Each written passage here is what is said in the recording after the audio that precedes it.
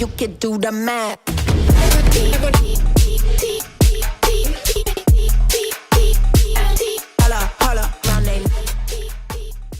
Guys, what a pleasure it is to be here. Affiliate World, thank you so much for inviting us to talk here at the event. Today, we're going to be talking through creative ad scale and how to unlock 1 million per month plus ad spend on Meta. So, for those of you who don't know, my name is Ciaran Finn. This is my business partner, Evan Carroll. What's up, guys? Together, we have a combined 10 plus years of D2C marketing experience, and we've worked with over 200 direct-to-consumer brands at this point together. And it wasn't my intention to be a catfish. As you can see in the photo, I have a little bit longer hair. I cut it about 2 or 3 weeks ago. I just haven't had a chance to update the photo yet, so you're going to have to excuse me there. What do we think, though, guys? It looks good, right? It looks good. Give us a spin, Evan. Give us a spin. What do we think? Yeah, Better? yeah. Better? There we go. There we go. There we go. Cool. So, how did we come about? Well, the icon on the left that you can see, that is from Bluefin Media. That is the agency that I originally founded many years ago. And we were primarily a performance marketing agency. We focused on media buying. We focused on all the data-driven side. That is what we were best in class at.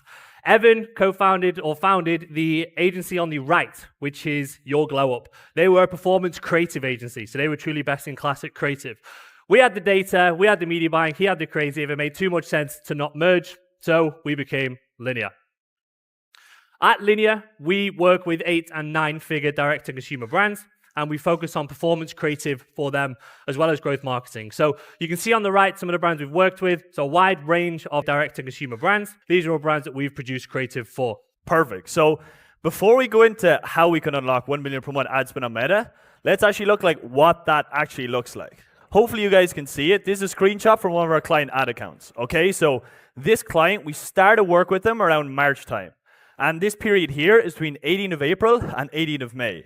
And over that period, we spent a tad over $200,000 at a 1.81x return on ad spend. And this client, they wanted to scale, they had the product market fit, but they knew creatives were their bottleneck for breaking that glass ceiling of spending $1 million per month and scaling to where they wanted to be, okay? So the next screenshot is only 4 months later. So you can see there up at the top right, it's between 18th of July and 18th of August. And we actually spent over that period over $1 million at a 1.91 ROAS. So that's over 4xing ad spend while increasing profitability. And all of this was using the strategies and the tactics that we're going to bring you through in this presentation.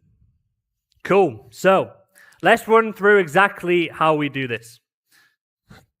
So there's a bunch of different things that we're going to be flying through for you guys. So you better listen up. We're going to go quick. So we've got the ad frameworks that we use and how to structure your ads. We have the creative feedback loop. We're going to be talking through creative diversification, hypothesis-driven testing, whitelisting, and then to wrap it all together, the growth team structure to handle this for you. So let's dive into the ad framework. Here you can see a script. So on the left of the script, you can see the ad framework. So this is going down from the hook all the way down to the CTA. There are lots of different types of ad frameworks we can have, but the important thing that we want to do is split them into sections, as you can see here. And what we can do then is tie the script to the part of the section. What we can then do is start to split test different parts of the sections, okay? If we have an ad that's hitting our KPI, only some parts may actually be working well and others might not. And so this is what we want to try and find when we're testing ads, which parts are working and which parts are not, okay? Once we have our ads following the framework like this, where we can split test each different part of it, we can then go through a proper creative feedback loop to improve it each round of creative. So this is the very high level. I'm going to go into each step one by one in a lot more detail, but once we've launched our ads under a framework like this, we can then go into step 1, which is identifying the winners, okay? Which ones are hitting the KPI that we actually want? Then in step 2, we're going to gather the results from them. So which part of the script do we think is performing? Ideally, which is the same between them, because then we can see that. Step 3, we're then going to compare properly so we can see what we need to improve and what we need to change. And then step 4, we're going to take the data from the previous round and build the new ads. And then we're going to go through again and again and again to improve. So let's go deeper in. Step 1, super simple. Don't need to spend too time on this. You will have a hard KPI that you want to hit. For us working with D2C brands, it's going to be ROAS, it's going to be CPA, it's going to be something like that. For other guys in here, it might be cost per lead or whatever, okay? You'll know what this is. You can see on here, the dotted line represents a 2x threshold. Anything above that's a winner, anything below is a loser, okay? Very simple stuff. Step 2, we're going to take those winners and we're going to compare the frameworks between them. So let's say we see that all the winners have the exact same product intro in this case, or they have the exact same way of agitating the problem. It's probably likely these parts are going to be performing well. Where we can, we're going to use data to confirm this as well. So if we take the hook as an example, if we think all the hooks are performing well because they're all the same, we're going to compare those and look at the hook rate. And if we see, cool, the hook rate of those is 40% and the losing hooks have 20% hook rate, then cool, it's probably going to be likely, okay? Step 3, we're then going to build a comparison chart like this. So if we have the chronological order of our script going down the left and we have the ads across the top, we're then going to be able to start to build a comparison table like this, where we are hypothesizing which parts we think are working and which aren't, okay? A really easy example of what we can do when we have this is we can then take a look at ad 1, for example, right? Let's say that ad is getting just below our KPI. So if we want a 2x and this is getting a 1.8, for us to make that ad perform, we don't need to go and test a bunch of random things next month. We don't need to throw spaghetti at the wall and hope something sticks. That's very wasteful in terms of resources and in terms of time. Instead, we know we can take this ad and test it with a bunch of different hooks, 5 hooks, 8 hooks, even 10 hooks, to find a hook that performs well with this ad. If we want as well, we can take inspiration from ad 2 and ad 3 and see if we can leverage something there to improve ad 1 as well. And then step 4, we're taking the information that we've just built in step 3, putting that into a concept, creating multiple variations again of the script, and then we're going again through the process. So if we zoom out again, this is what it looks like. We're constantly going through this feedback loop, okay? So step 1, we're identifying the winners from our ads we've launched. Step 2, we're looking at the scripts and what's similar between them. Step 3, we're building a table where we can pull that data to see what works. And step 4, we're then building new ads based on that data in step 3, okay? We go through this again and again and again and again. The first round we launch are not the ads that take us to $1 million a month in spend. We have to keep going through this. We have to keep compounding learnings on top of each other, making our creative better and better and better, allowing us to scale more and more and more. Perfect. Cheers for that, Ciaran. So Ciaran there told us about taking one concept and pushing it as far as possible. Okay, taking a winning concept and squeezing as much value out of it as we possibly can. Now, there's a few pros and cons to this, okay? Some of the pros. We know it works. It's a safe place for us to scale and spend more. We can see it in the ad account. We can see the data, and it's easily iterated on and built off. And there's less of a chance of us wasting ad spend on it. A few of the cons is that it will eventually stop scaling. So there's only so far you can push a singular concept before it suffers from creative fatigue, dies off, and stops scaling. Another one is that there's a risk that we're become over-aligned on that concept. Let's say if we only focus on pushing one concept as far as it could possibly go, and then we're over-aligned on it in the actual ad account, if that stopped working someday, then it could completely tank the ad account, and that would not be good. And then as well as that, we're only targeting a certain sliver of the total addressable market, okay? More than likely, it's going to be a concept with a single angle, a single avatar, and that's only going to be targeting a very certain sliver of the entire total addressable market who would be interested in buying your products. Because of that, and using this information, 80% of the creatives that we produce are made using the creative feedback loop that Ciaran brought us through, okay? And then for the other 20%, their creatives that we produce are for bigger creative swings to build a diversified ad portfolio actually within the ad account, okay? And what's central to this is creative diversity. So internally at Linear, we have 3 tiers of creative diversity. Number 1 is angle diversity. So included in this is the angle, the messaging, the script, etc. An example of this would be better quality sleep versus reducing anxiety for a magnesium supplement, okay? 2 entirely different angles for the one product. Number 2 would be audience diversity. Included in this is age, gender, demographic, etc. An example of this would be taking the same better quality sleep angle, but targeting 20-year-old athletes instead of 6-year-old females, okay?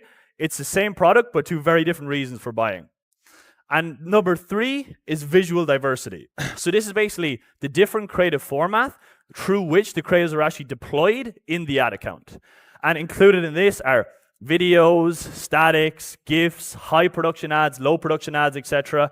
And an example of this would be taking the same angle, better sleep, and the same audience, 20-year-old athletes, but deploying ads using different creative formats. And creative diversity will help you scale different concepts types to reach all your potential customers on Meta. Okay? We've all heard it before. It's a drum that's being beaten over and over and over again that creative is a new targeting on Meta, and you need to have a diversified ad portfolio within your ad account to reach all your potential customers. Now, when expanding creative diversity, there is a risk that you just do spaghetti on the wall testing, just testing random concepts and wasting ad budget. So it's absolutely critical to be hypothesis driven and strategic when expanding this creative diversity.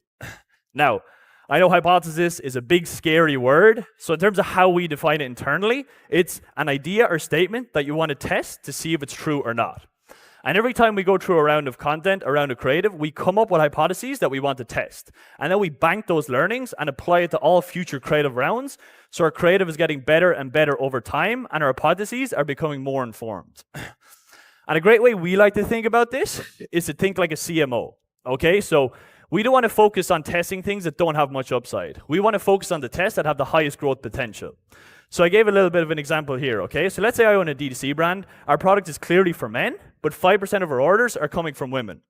Well, a logical hypothesis we could come up with, okay, we think these orders are coming from women who are buying them as gifts for a man in their life. So we could build creative around that, test that hypothesis, and if it is proven to be true, we've unlocked that entire female audience, and the growth potential is extremely high for that.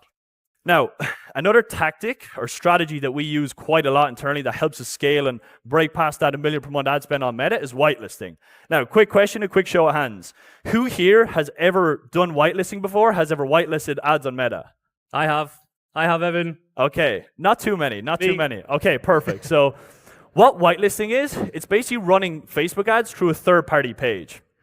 It's not coming from the brand page, it's coming from an independent third-party source. So if everyone looks at the screen, I have two examples there. On the left is influencer whitelisting. This is basically where we've taken influencer Facebook page, connected it up to our Meta account, and started running the ads through that.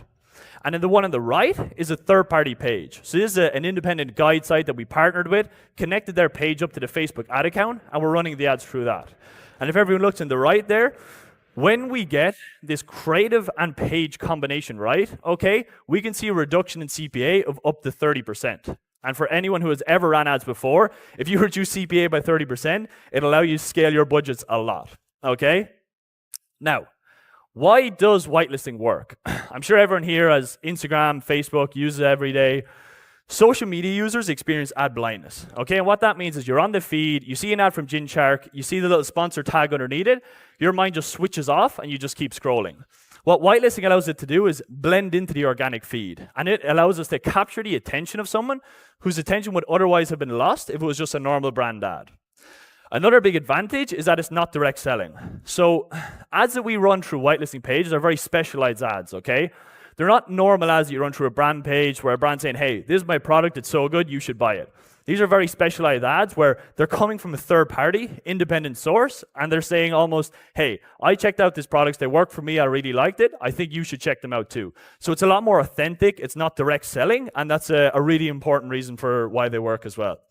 So for anyone who has used influencer whitelisting before, it can be very tricky connecting up the influencer page into the actual ad account. Yep. So that's our link to Leadsy. It's basically an app that we use. It allows influencers to connect up their Facebook pages into our ad account using only one click. So yeah, it's a little gift from us. It'll save you a lot of time in the long run. Cool. So we've been through a lot of theory for you guys. We've given you a lot of strategies. Now it's time to talk about the growth team structure that can tie all this together and implement this for you. So before I dive in, I want you guys to know we've spent a lot of time trying to figure this out, okay? When we say we've tried probably every possible team structure to accomplish this that exists, probably would be an understatement. I mean, guys, Evan, he was talking about his haircut at the start of this presentation. The poor guy, his hair was falling out from the stress of trying to figure this out. But we finally got it. You did a great job, and here we are, okay? So blood, sweat, and tears went into it. Yeah, a lot of blood, sweat, and tears, okay? And the other thing to know is this is not a one-size-fits-all, okay? This isn't the gospel of what this should look like. Every business will have a slightly different structure. Even last night, my friend Alex, who's the head of growth at Loop Earplugs, I don't know if he's in the crowd here. There he is. What's up, Alex? We were talking last night, and he was saying, cool, his structure is slightly different. Sure, there are a lot of similarities, but what works for him works, and what works for us also works, okay? There are nuances between them. And so let's go through. At the top, we have our head of growth and head of creative. These guys operate in a dual combo, if you want to call it that. They both fill a very unique, specific role in the structure. On the right, we have our production team. So this is everything to do with taking what the creative strategist wants and then creating the raw assets, the raw content that we can use in our ads. So everything to do with managing actors, managing creators, booking locations, organizing shoots, managing the content that comes back and making sure that's correct, all that good stuff. On the left, we have what we call our growth marketing pod. So this is led by a growth marketing manager, and these pods can be duplicated out and scaled out underneath the existing structure. So we have our growth marketing manager who leads. In there, we then have the project manager, performance marketer, creative strategist, and we have video editors and designers. When we duplicate this out, this can be done for different verticals if we want. This can be done for different clients if we're an agency. This can be done for different product categories if we have a lot of ad spend that we're pushing and we have different categories there. This allows the pods to become more specialized and to get very used to what they're doing and really keep building on those learnings that they can achieve. And if you guys are wanting to be spending 100 grand a month, you probably don't need something like this. You could probably get away with a strategist, some editors, a designer, and a media buyer, and you kind of trying to connect the dots. It's going to work. If you want to push to $1 million a month plus of ad spend, you are going to start to need a structure like this where you can get specialized in each pod. Perfect. And that's basically it, guys. So hope you enjoyed that. Hopefully took a lot of value. If you want to find out a little bit more about us, go to wearelinear.com. It's our website. I want to thank Affiliate World for inviting us here to speak. Very, very, very enjoyable. And what I'd like everyone here to do now, okay? If everyone could take out their phone and scan these QR codes. So if you want to keep up with Ciaran and I, the best way to do that is on LinkedIn. We post every single day. We give away free trainings and free resources. We give a lot of stuff away. We give away a lot of sauce. Give it all away. We give away a lot of sauce there. So if everyone could take out their phones, scan those QR codes, connect with us on LinkedIn. If for some reason you don't have LinkedIn on your phone or it's not working for you, our handles are there on top of the QR codes so you can put them in manually. And make sure to drop us a message saying, hi, I was at the Affiliate World speech and would happy to talk there. So other than that, guys, really appreciate it. Hopefully took a lot of value from it. And yeah, hopefully enjoy the rest of Affiliate World. Thank you, guys. Thank you so much.